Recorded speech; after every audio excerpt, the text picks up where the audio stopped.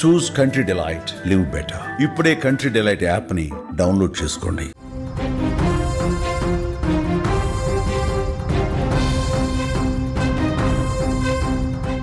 ఢిల్లీ పేలుళ్లలో సంచలన విషయాలు బయటపడుతూ ఉన్నాయి. దొరికిపోతాననే భయంతో ఆత్మాహుతి దాడి చేసుకున్నాడు.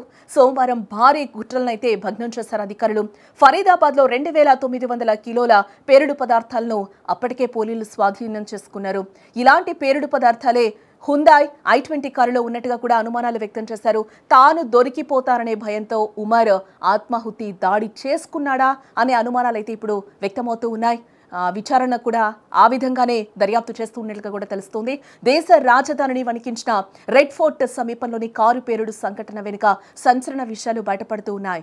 ఈ దాడి ఆత్మాహుతి కోణంలో జరిగి ఉండవచ్చని దర్యాప్తు సంస్థలు కూడా ఇప్పుడు అనుమానాన్ని వ్యక్తం చేస్తూ ఉన్నాయి. ముఖ్యంగా పేలుడు సూత్రధారిగా భావిస్తున్న డాక్టర్ ఉమర్ మొహమ్మద్ దొరికిపోతాననే భయంతోనే ఈ చర్యకు పాల్పడి ఉండవచ్చని కూడా తెలుస్తోంది.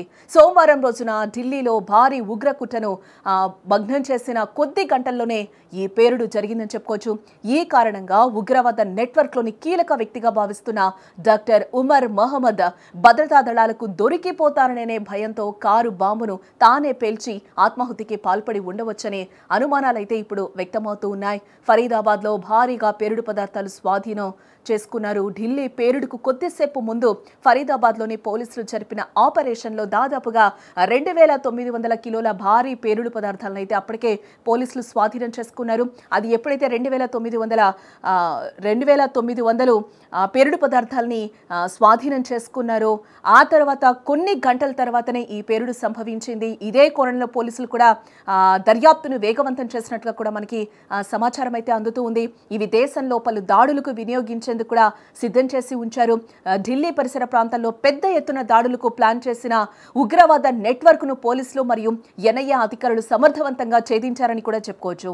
ఈ కుట్ర భగ్నమైన వెంటనే తమ ప్లాన్ బెడిసి కొట్టిందని గ్రహించిన ఉగ్రవాదులు దొరికిపోవడానికి బదులు ఆత్మాహుతి దాడికి పూనుకున్నారని చర్చ అయితే ప్రస్తుతం కొనసాగుతూ ఉంది.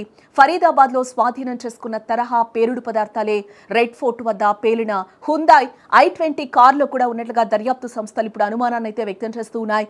ఈ కారు బాంబు అత్యంత శక్తివంతమైందని, అందుకే పేలుడు కూడా తీవ్రత ఎక్కువగా ఉందని కూడా మనకి తెలుస్తూ ఉంది. పేలుడు ఘటనపై అధికారులు ముమ్మరంగా దర్యాప్తు చేస్తున్నారని కూడా చెప్పుకోవచ్చు. సోమవారం ఫరీదాబాద్లో భద్రతా బలగాలు ఇద్దరి నుంచి కూడా 2900 కిలోల పేలుడు పదార్థాన్ని స్వాధీనం చేసుకున్నాయి. ఇటువంటి పేలుడు పదార్థాలే ఎర్రకోట మెట్రో స్టేషన్ వద్ద పేలుడు సంభవించిన హుందాయ్ i20 కారులో ఉన్నట్లుగా పోలీసులు కూడా అనుమానిస్తూ ఉన్నారు. ఈ క్రమంలోనే తాను పోలీసులకు దొరికిపోతాననే భయంతోనే ఈరోజు ఉమర్ అహ్మద్ ఈ పేలుడు ఆత్మాహుతి దాడికి ఏమైనా పాల్పడ్డా అనే కోణంలో కూడా పోలీసులు దర్యాప్తు చేస్తూ ఉన్నారు.